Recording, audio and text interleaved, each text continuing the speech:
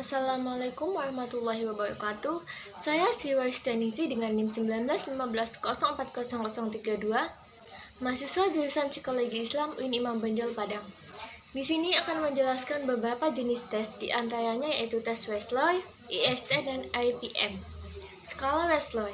Skala Wesloy adalah skala yang dikembangkan oleh David Wesloy yang mencakup berbagai edisi berturut-turut dari 3 skala. Skala 1 dikembangkan untuk orang dewasa, 1 skala untuk anak sekolah, dan 1 skala untuk anak prasekolah. Skala yang telah diteliti sebagai alat yang digunakan dalam diagnostik melalui dengan observasi bahwa kerusakan otak, kesulitan emosional yang bisa mempengaruhi sejumlah fungsi intelektual lebih dari yang lain. Tes Wesloy sendiri pertama kali dipublikasikan pada tahun 1939 dengan nama Wesloy Belief Intelligence Scale.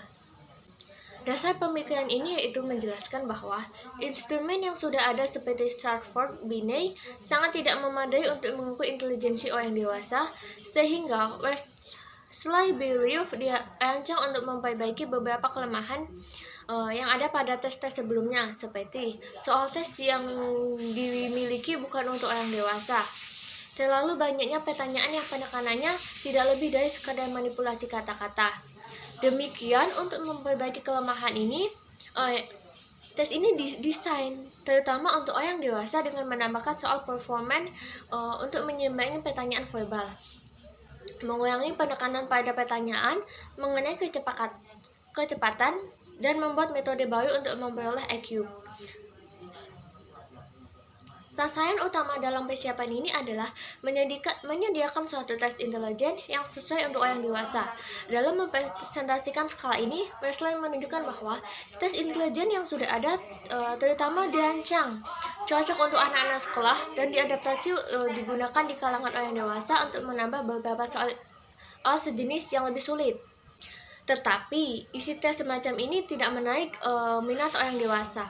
Skala Wesloy sendiri mengalami beberapa revisi, di antaranya pada tahun 1974, dirancang untuk anak 6-16 tahun. Upaya-upaya khusus yang dibuat untuk menggantikan atau memodifikasi soal-soal yang berorientasikan pada orang-orang dewasa untuk membawa isinya lebih dekat pada pengalaman anak-anak pada umumnya. Misalnya saja nih, pada subtes aritmatik misalnya, cerutu digantikan dengan permen. Perubahan-perubahan lainnya termasuk dihilangkan. Soal-soal yang menyulitkan kelompok-kelompok anak-anak tertentu dimasukkan. Orang hitam serta perempuan dimasukkan pada subtes bergambar. Selanjutnya yaitu IST atau Intelligence Structure Test. IST ini disusun oleh Rudolf Allhart pada tahun 1953 dengan berdasarkan pada teori Gestalt. IST sendiri merupakan salah satu jenis tes psikologi yang digunakan untuk mengukur intelijensi, yang digunakan untuk mengukur kecerdasan seseorang. IST berdasarkan teori intelijen yang menyatakan bahwa intelijensi merupakan suatu gestur yang terdiri dari bagian-bagian yang saling berhubungan secara bermakna. Tes ini memiliki bagian-bagian yang saling berhubungan secara makna atau struktur antara subtes satu dengan subtes yang lainnya. Ada yang saling berhubungan karena mengukur faktor yang sama atau general faktor, tetapi ada juga yang tidak berhubungan karena masing-masingnya mengukur faktor spesial atau faktor khusus. Selanjutnya yaitu tes Evans Progressive Mathematics atau IPM.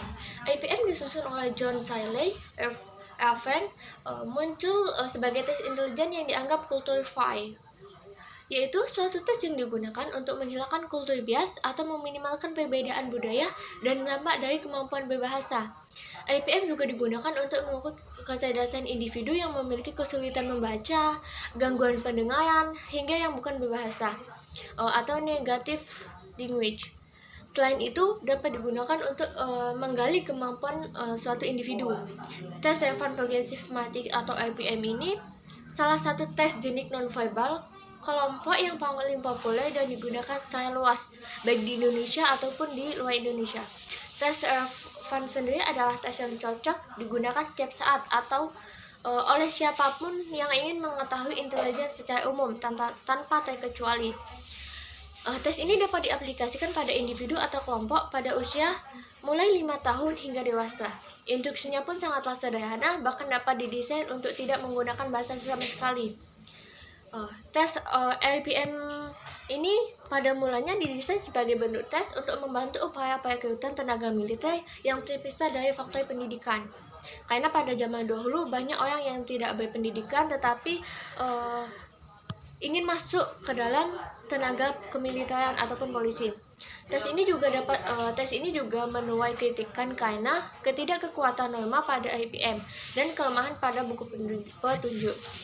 Demikian yang dapat saya sampaikan, kurang lebihnya saya minta maaf. Wassalamualaikum warahmatullahi wabarakatuh.